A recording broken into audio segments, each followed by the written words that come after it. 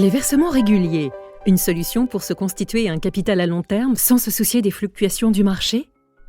Aujourd'hui, la recherche de performance passe par une exposition aux actifs dynamiques, au marché actions en particulier. Mais qui dit actifs dynamiques, dit volatilité des prix.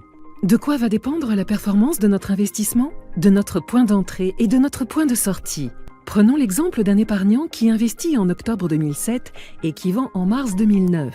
Il enregistre une baisse de 46%. A l'inverse, un épargnant qui investit en mars 2009 et vend en mars 2014 enregistre une hausse de 134%. Concentrons-nous sur le point d'entrée. Quel est le bon moment pour investir? Difficile, voire impossible de répondre à cette question. Les versements réguliers pourraient-ils être une solution pertinente? Vous investissez régulièrement la même somme d'argent, indépendamment des conditions de marché.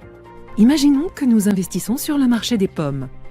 Selon la saison et en fonction de l'offre et de la demande, le prix du kilo de pommes varie entre 1,5 et 4,5 euros. Nous ne sommes pas en mesure d'anticiper précisément l'évolution du prix au kilo.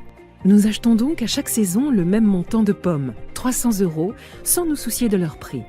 Cela revient à acheter plus de pommes quand c'est moins cher, acheter moins de pommes quand c'est plus cher. C'est ce qu'on appelle une approche contracyclique. À la fin de l'année, cette stratégie nous a permis de lisser notre prix d'achat. Imaginons que nous ayons acheté en une seule fois, pour les mêmes 1200 euros, au plus mauvais moment de l'année. Nous n'aurions acheté que 267 kilos de pommes à 4,5 euros le kilo.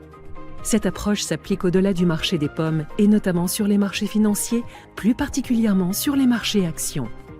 En investissant régulièrement dans l'année, nous optimisons notre point d'entrée sur les marchés sans avoir à nous soucier de l'évolution des cours. Nous sommes ainsi en mesure de contrer les effets négatifs d'un mauvais timing d'investissement en lissant dans la durée le prix moyen d'achat de nos actions.